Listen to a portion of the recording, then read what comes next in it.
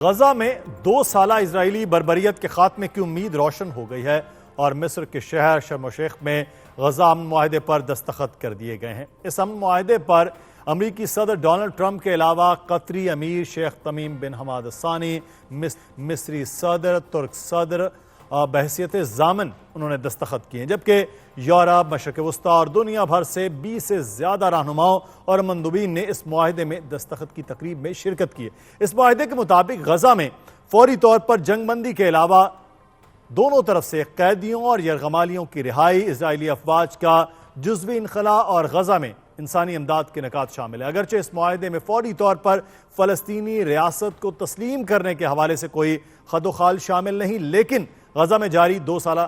فلسطینیوں کی نسل کشی روکنے کی وجہ سے اس معاہدے کو اہم قرار دیا جا رہا ہے۔ اس معاہدے پر دستخط کی تقریب میں جہاں فرانسیسی صدر، برطانوی وزیر اعظم اور دیگر اہم یورپی ممالک کے رہنما موجود تھے، وہیں پاکستان کے وزیر اعظم شہباز شریف نے بھی اس میں شرکت کی اور وہاں پاکستان کے سینٹر سٹیج پر موجودگی اور صدر ٹرمپ اور شہباز شریف کی باہمی قربت بھی اس تقریب میں ہائی لائٹ کے طور پر دیکھی جا رہی ہے۔ صدر ٹرمپ نے اپنے خطاب میں شہباز شریف کا خاص طور پر ذکر کیا اور فیلڈ مارشل عاصم منیر کو اپنی پسندیدہ شخصیت قرار دیتے ہوئے ان کی عدم موجودگی کا خاص طور پر ذکر بھی کیا۔ اس موقع پر شہباز شریف نے صدر ٹرمپ کی تقریر کے دوران ان کی کال پر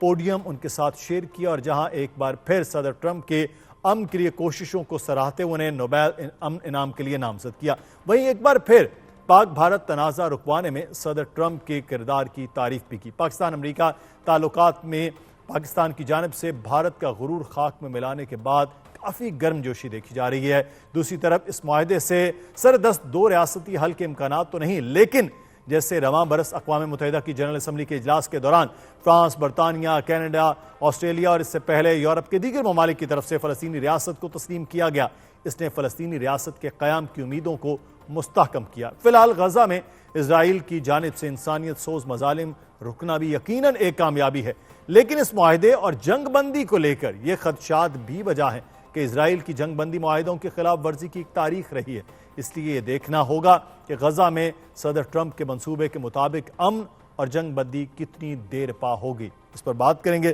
ہمارے ساتھ موجود ہیں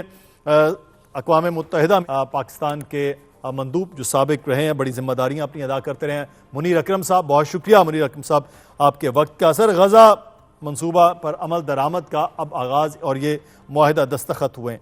یہ اسرائیل کے پائل کے پاؤں میں بیڑی بن سکتا ہے یہ معاہدہ اور وہ باز رہ سکتا ہے اس دہشت گردی سے جو مسلسل وہاں سے ہو رہی تھی؟ جی، یہ معاہدہ میرے خیال میں ایک اہم ڈیولپمنٹ ہے،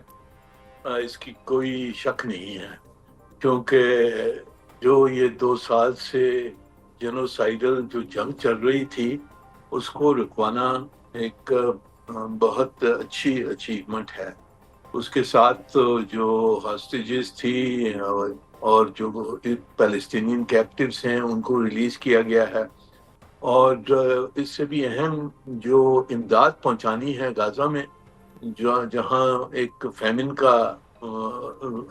ماحول تھا، وہاں ایمرجنسی اسسٹنس پہنچانا بھی بہت ضروری ہے اور اس کے اوپر بھی معاہدہ ہو گیا ہے۔ تو یہ سب پازیٹیو چیزیں ہیں۔ صحیح۔ اب ہم نے دیکھنا ہے، آگے بھی مسئلے ہیں، اور یہ اس میں پہلا مسئلہ ہے کہ حماس کا رول کیا ہوگا غزہ میں، اور دوسرا جو امپورٹنٹ مسئلہ ہے کہ وہ اسرائیل کی جو فوجیں ہیں وہ اب تک غزہ میں ہیں موجود، ان کا ودرول کب ہوگا،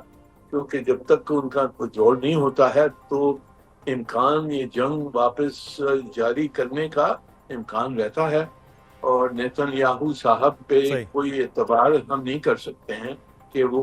کب شاید وہ جنگ واپس، کیونکہ اسرائیل کا ماضی بھی منیر اکرم صاحب ایسا ہے کہ وہ کسی چیز کو، اسرائیل کا ماضی بھی ایسا ہے نا کہ وہ معاہدے توڑنے میں بھی اور چیزیں کرنے میں بھی، لیکن یہ جو اب ثالثی ہوئی ہے، ممالک انوالو ہوئے ہیں جس میں یورپ ہے، امریکہ ہے، مسلم کنٹریز ہیں، مڈل ایسٹ ہے، تو کیا اس کے بعد کچھ ہو سکتا ہے کہ کوئی نہ کوئی دباؤ رہے اسرائیل پر، یا کسی طرح کا اسرائیل دباؤ نہیں کرے گا قبول؟ جی، میرے خیال میں جب تک کہ ٹرمپ صاحب اپنا جو پیس پلان ہے اس کے اوپر وہ قائم رہتے ہیں کہ اس پلان کو امپلیمنٹ کرنا ہے، تو میرے خیال میں اسرائیل پہ دباؤ آئے گا، اور ان کو صرف یہ میرے خیال میں واحد ٹرمپ صاحب ہیں جو نتنیاہو کو روک سکتے ہیں۔ اب ان کا جو پیس پلان ہے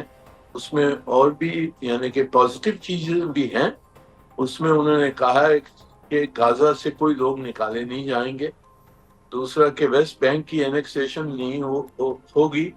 اور تیسرا کہ آگے جا کر جو 2 اسٹیٹ سولوشن ہے اس کے اوپر بھی مذاکرات ہوں گے، اور فلسطینی اسٹیٹ کے بنانے کے لیے بھی مذاکرات ہوں گے۔ تو یہ سب اہم چیزیں ہیں پیس پلان میں، پر اس میں ایسے بھی نقطے ہیں جو مشکل ہیں۔ حماس کو ڈیزارم کرنا، حماس کی گورننس نہیں مانیں گے، وہ کس طرح سے پھر غازہ